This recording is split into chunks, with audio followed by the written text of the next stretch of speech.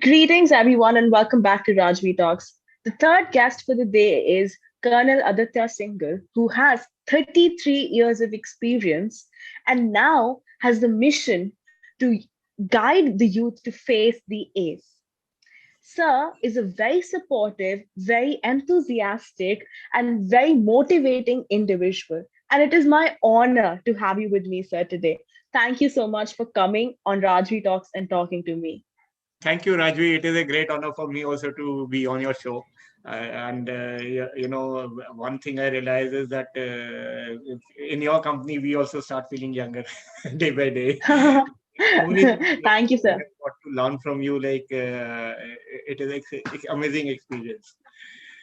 Thank you, sir. It is my pleasure actually to be talking to individuals like you who have such great experiences. And it is seriously a pride matter to even learn even a bit from you. Even if I can learn 1% from you, I think I'm winning my day. So thank you for that, sir. Thank And you. today I chose to talk about your contribution towards society. Of course, 33 years army, you've already contributed a lot. But today you have now taken the turn trainings and tutoring people. What kind of contribution is that towards the society? What do you give out to people? Rajvi, before I come to the actual contribution part, I just want to give you a little bit of a background. Like in the army, we are used to serving in different kind of environments, and training is one thing which we start right from day one. The moment you join, you get commissioned from the academy and you join your unit as an officer, you are continuously doing training in terms of your training with your men, you're training with your colleagues, and your seniors also. In addition, every activity, especially for operation, whatever we have to do, those procedures and things we have to continuously keep on training so that you are ready for any kind of eventuality. So what happens is that anybody who joins the army becomes by default he or she becomes a trainer. And only thing the difference is like we do not go through what I would say traditional training system wherein you are trained professionally to impart training. We do have courses wherein you have to go through the procedure, you have to carry out practices, but the actual training which you're doing with your men is totally your own individual style. And so every person has a different kind of style. So that is one part. So training is inbuilt in us. What the moment you actually, if you look around yourself in your family and yourself also, all of us are trainer. Starting from your parents, you are training your siblings directly or indirectly because they're learning from you. So each one of us is a trainer. Only the difference is that we are doing it as an instinctive system, whereas when you go into a formal training, then of course you have to go do certification and other things. Now coming on to the point of my contribution toward the society as far as training is concerned. So during my service tenure, I got a chance to be part of National Cadet Corps. I was commanding a NCC battalion in Gujarat. I was posted in a place called Mehsana, which is about 70 kilometers from Ahmedabad. And those 2 years, I was dealing with the young boys and girls from schools and colleges who were belonging to the rural area of Gujarat. They were from those areas which were like there were some of the kids were who had come from their village to Ahmedabad for the first time in their life. That and when we were interacting with them, when we were training, of course, with them we were carrying out a structured training for specifically to related to the National Cadet Corps in terms of we were giving them military training. Then we were also giving them training as to how to become a good citizen. You were making them undergo social service activities. Then we were training them on environment protection and various other social issues also. And one more important part was the personality development of the children. whether they were school kids or the college going kids. Like, for example, you are in Mumbai, or there are the kids who are studying in, children who are studying in Pune or big places. You have a better exposure in your school or college itself. But those children who are studying in the rural area, firstly, their family background, they don't have the access of all these facilities. If they're studying in government school, again, they do not have things. So when they come out and when they come to the cities to get admission in colleges for higher education, they are at a little bit of a disadvantage because they do not have the same kind of exposure as you have, which is a natural process. So that was one part. Second issue was there were a lot of them who want to join the armed forces. Now, armed forces have got a slightly different kind of a system or selection criteria, which is difficult for everyone to clear or understand, and the requirements also are different. So a person who's in Pune or Delhi or Bombay, they have access to, they join training academies, they get training for these things. But those who are in the rural area, they don't have access to that. So that was the main reason why I decided to go into this field of coaching and mentoring the youth, because I realized it connected me with them. And those 2 years in Gujarat, and then 2 years I was in Ahmedabad. I was in Udupi again. There again, we were with the kids who were from rural areas. Only difference which I found was that in Karnataka, especially, they had a little better exposure in terms of their upbringing, their language skill and intelligence as compared to, and even the cultural background as compared to those who were in Gujarat.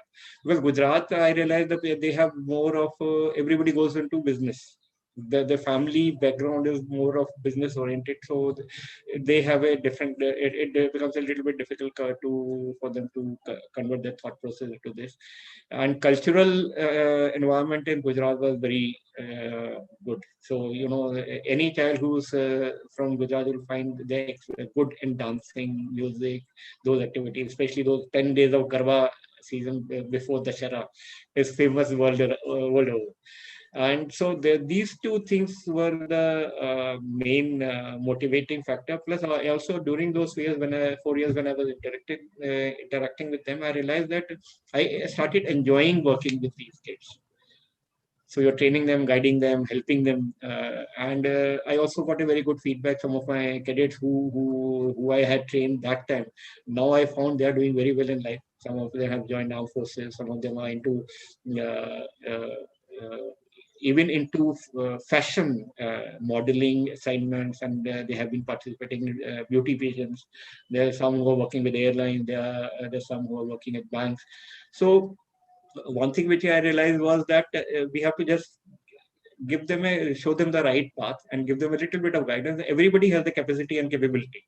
It is just a little bit of guidance is required. That is why I chose after once I retired, this is the best field for me.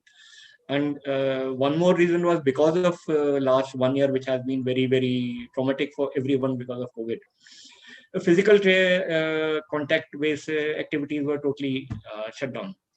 So online platform I realized was the best platform to where you can sitting in the confines of your home, you can have a reach a wider audience across the globe.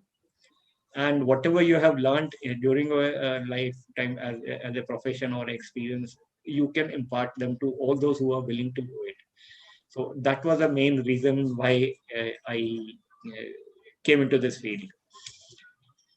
So now talking about you have done both offline training and now you're saying you've shifted to online training. How's that shift been, from someone who is all on the field, like doing with the people, and now you just have to sit, you're sitting in your room talking on a screen. How's that shift been? And how did you adapt yourself to it? Rajvi, one thing what I realized was that initially one had to learn the tools and techniques and the apps which are available for you to impart your knowledge to your audience, target audience. So that was the first thing which I started doing. So I attended a few training workshops and modules and courses online, of course. And during those courses, I learned a lot of things. And one of the main course was the Train the Online Trainer, which was conducted by Brigadier Basin and Yogesh Jain. Yogesh Jain. And their focus was to change our thought process, that now because of this pandemic we don't know when it is going to get over. So if you want to continue working whichever field you have chosen, the sooner you learn the tricks and the trades of the online platform, it'll be better for you to get success in whatever field you are doing. So purpose. In addition, one more thing which I realized was that yes, in physical training, also there are different kind of challenges. Like you have to hold the attention of your audience. Then you have to make your content and training module in such a manner that they feel part of the thing. Whereas when you're utilizing the online platform, like you and me are talking to each other, like since we are one-to-one, have each other's attention 100%. But when you're addressing a class of maybe 15 people, it is very difficult to actually realize the effect. And I've seen, especially those. I've seen my wife is in academician, so she has been conducting her classes online for. So you really don't know whether the other person who is on the other side of the camera, he or she may switch off the camera. He may go on mute because you tell them to go on mute.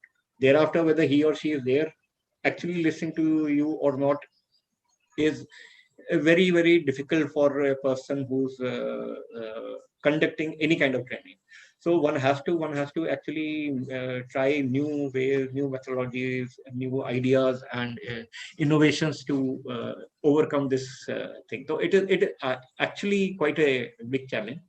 But now I have realized that there are so many platforms which are available, digital tools which are available, so by using them you can reach a wider audience and you can actually make a difference in your content.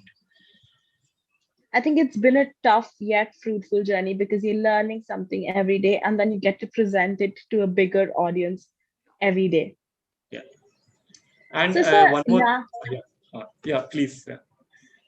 okay, so we are in a generation where we all think about I, me, myself. There's nothing outside that bubble. हम सारे अपने आप पे इतना मतलब we're so focused on ourselves that we forget what is around us.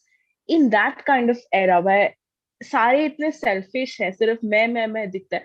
How did society come across to you, and why did the society come in the picture कि नहीं मुझे अपने से ज्यादा society के लिए भी कुछ करना है? How did that idea come to you? And when So that came, how did you present it? So, Rajvi, because we had grown up in a kind of environment for when we did not have access to any of these tools which are available to you or your generation. Like if my daughter and my son, they also grown up. My son is 25 years old. My daughter is 23. They both are pursuing their higher studies. So we see that, yes, of course, because of the social media platforms available, the technology which has changed. And one more thing is, I may think as an outsider that you are, you are only worried about yourself. You are only focusing on you.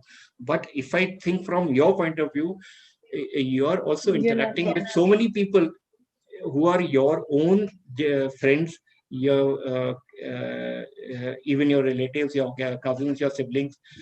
You're interacting. Only thing is that that interaction is by means of that particular device, whether it is a laptop or whether it is a mobile phone or smartphone or what we say.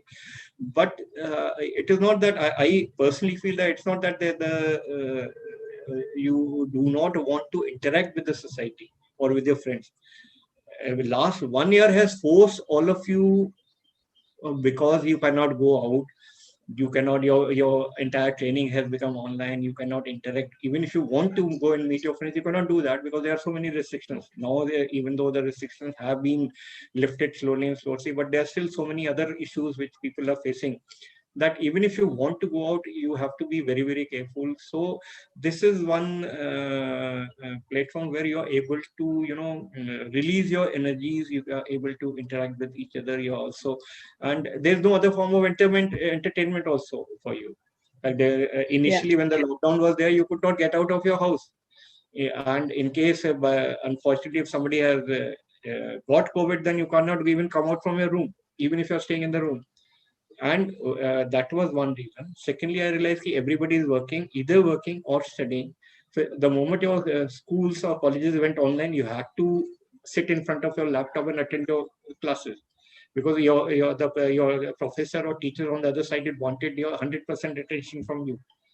So the entire landscape or the entire society structure has undergone a major change.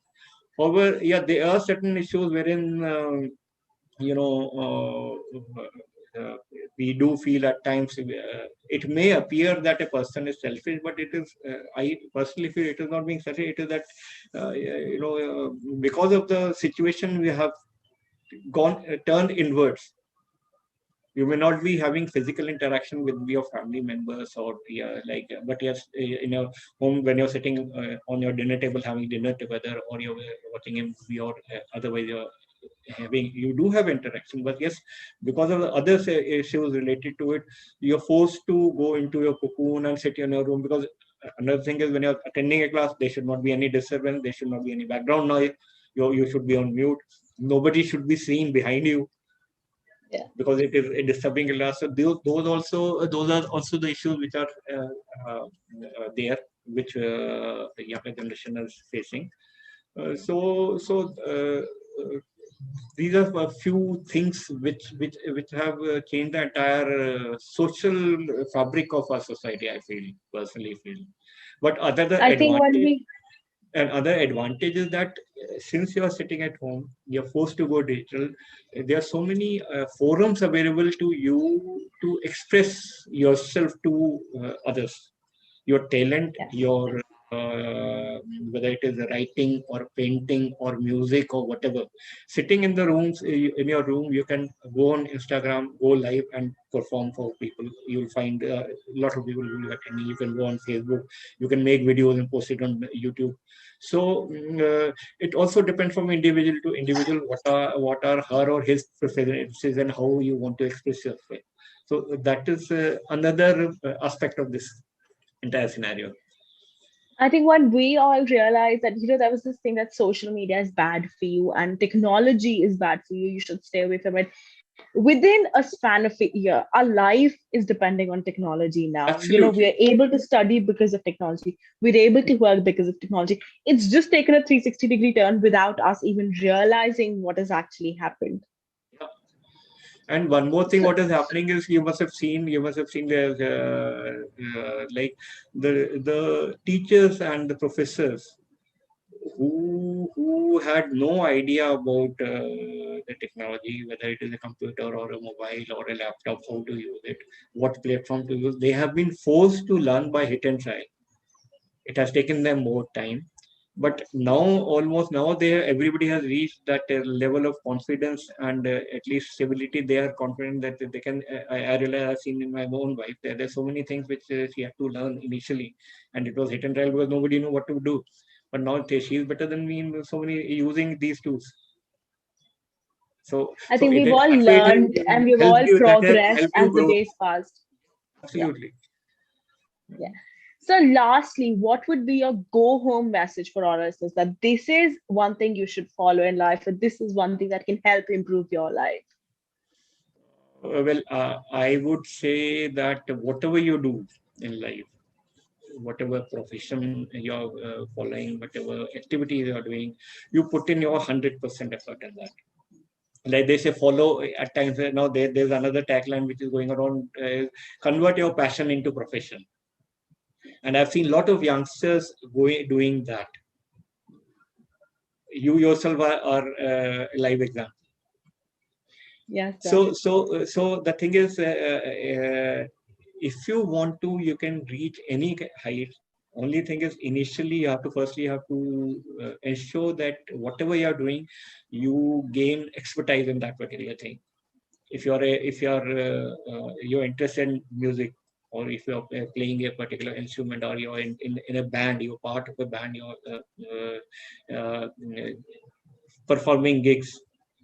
So you try do your 100%, put in your 100% effect so that then once you are putting 100% effort and enjoying what you're doing, you'll be able to produce much better results, and you also get a feeling of achievement and self-satisfaction. That is one thing. And of course, initially you will struggle. Success will not come immediately. It may, for me, it may take 3 months, 6 months, or maybe a year. But once you have reached that level of confidence and expertise, you will find you'll start getting the results. And one more thing I realize is this is also a temporary phase. Once we are able to overcome this thing. Maybe if not this year, maybe by next year, then we may find that this will become our new normal life. And we make some people say, you will be into a hybrid environment where you will be using digital technology more and the physical workspace more, because it also has its own lots of advantages Yes. also. Yeah, I think we have to understand that our struggle does not it's not the end. Struggle is not the end, you know. absolutely, There's always success after this, and let absolutely. your struggle shape you in the best possible way. And if you remember, there's one very famous saying, or every cloud has a silver lining. Yes. So, and after darkness, there has to be brightness in your life. There has to be brightness. After every sunset, there's a sunrise the next morning. The Absolutely. world isn't hasn't ended yet. Awesome, awesome. Thank you so much, sir, Thank you very much, Rajvi. for coming on this platform and talking to us. It was a pleasure having you over and learning so much from you.